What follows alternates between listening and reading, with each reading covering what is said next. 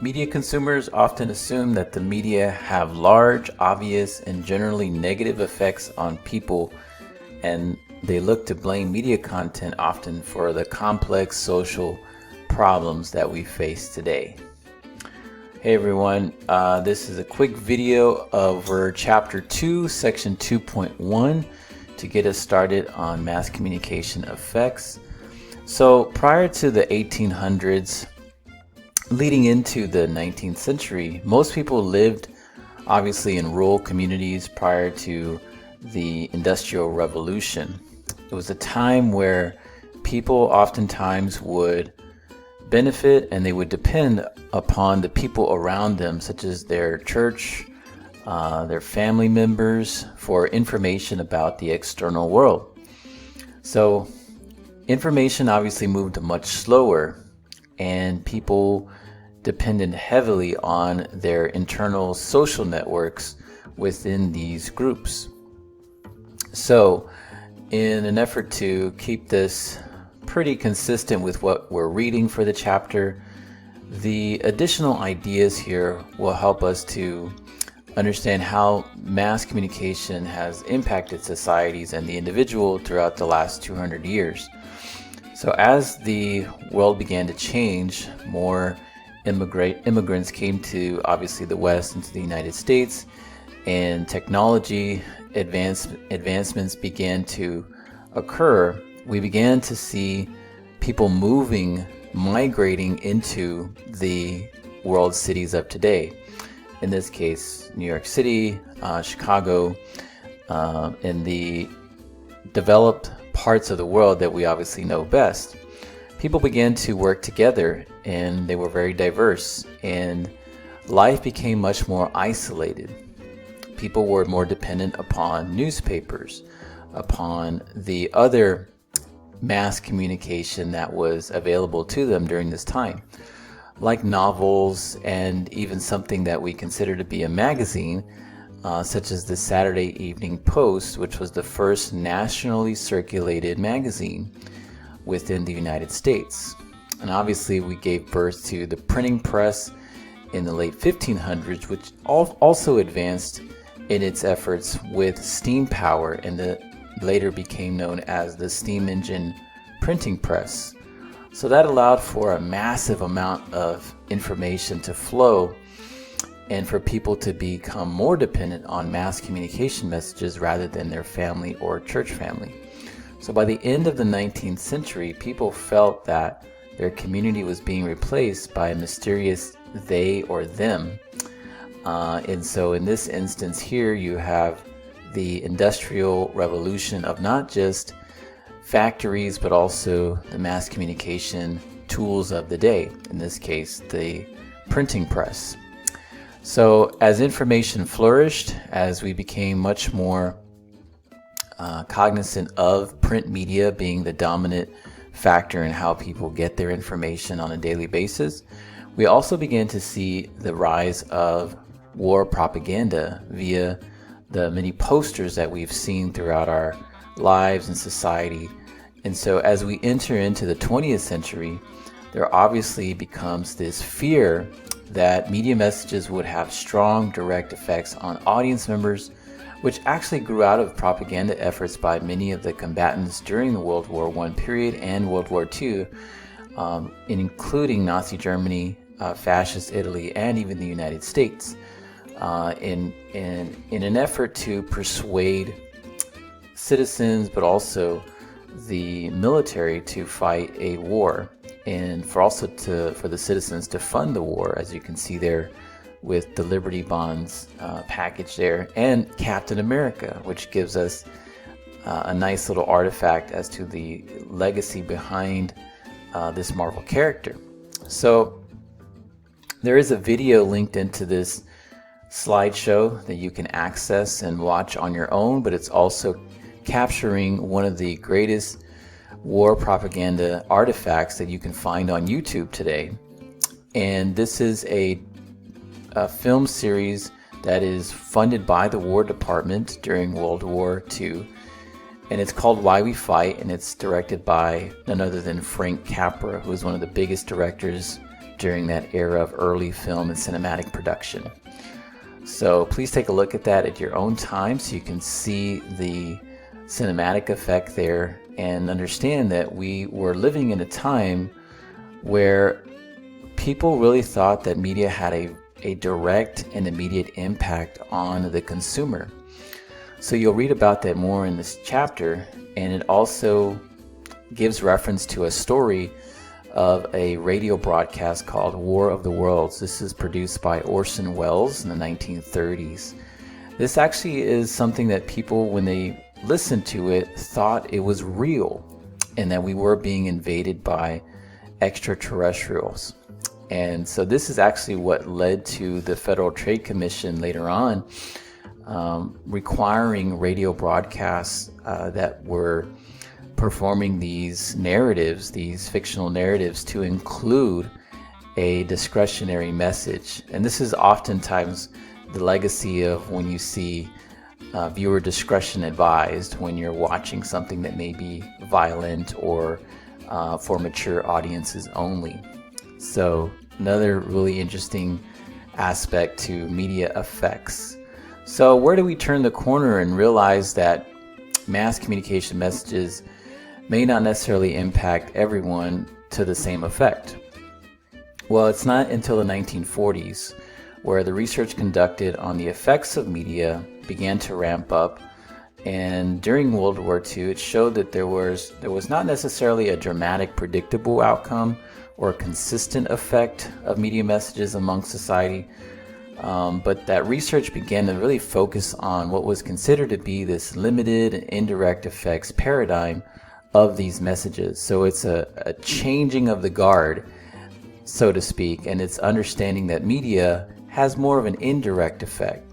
It is impactful, it can influence others, and that's why oftentimes you see Hollywood films, such as the one you see here, Top Gun Maverick, right, being produced in an effort to persuade folks that there is sort of this American soft power that exists today, and it includes sort of a showcase of the type of power that our country does possess.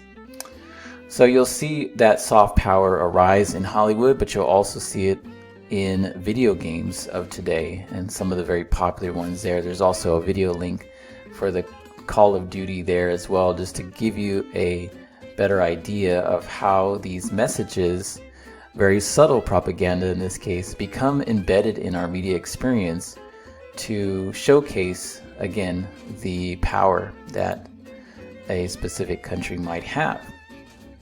So media products do include these types of messages because research does still show that mass communication messages are indeed, or can be, impactful and influential, but at a limited effect. So the reason for this is primarily for some information and research that we've done that's given us more insight over the years. And in the 1940s People's Choice study, what ended up being the main finding here after a presidential campaign was run and advertisements were considered, in this case radio advertisements, were looked at to see their impact. And basically the finding was that mass media is oftentimes influential with what's considered to be the opinion leaders. These are folks that have a prominent stake in their community. They're quote unquote leaders or maybe experts in a certain media topic. All right, so the two-step flow of communication is really what is drawn out here to show that media can indeed have a limited effect by way of the opinion leader really consuming this content in general, right? And for the most part, people who are really, consuming political propaganda or even advertisements, or really just following the campaign pretty closely, that's just kind of their cup of tea, they tend to then influence followers. Now, how does this work today? Well, it could be any media content. Maybe you're an expert in gaming.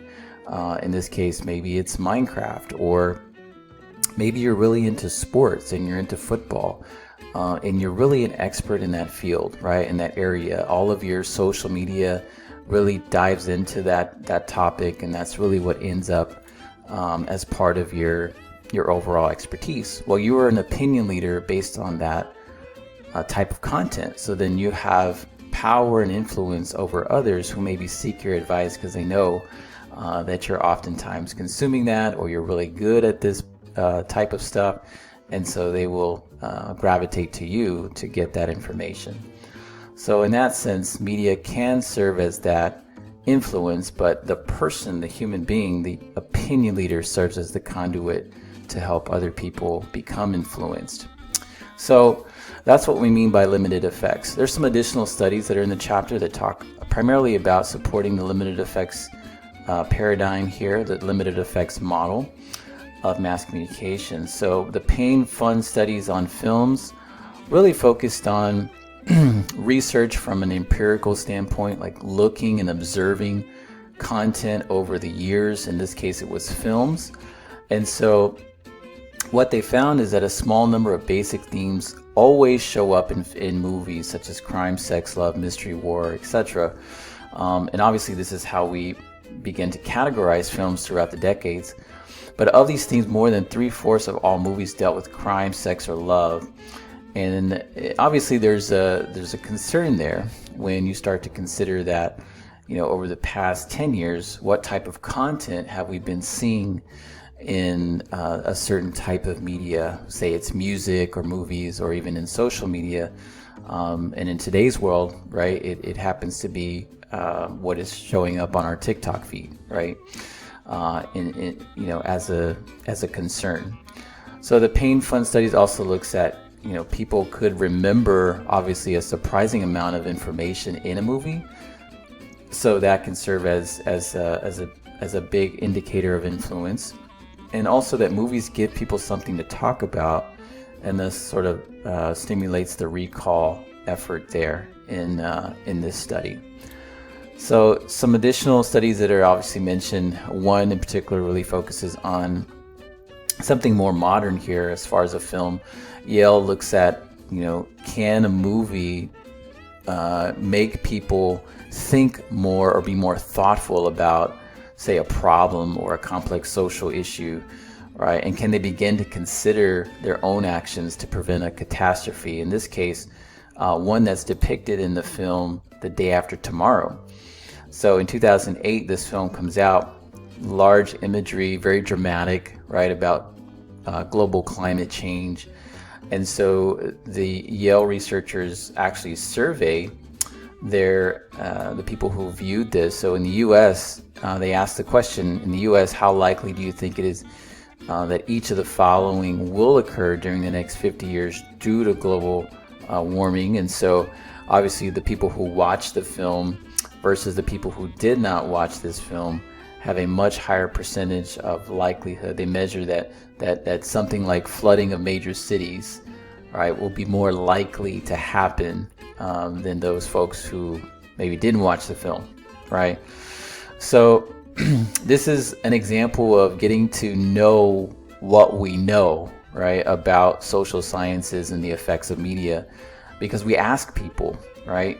We watch something, the researcher then asks these types of questions to see if there is any influence amongst the human mind about that said issue.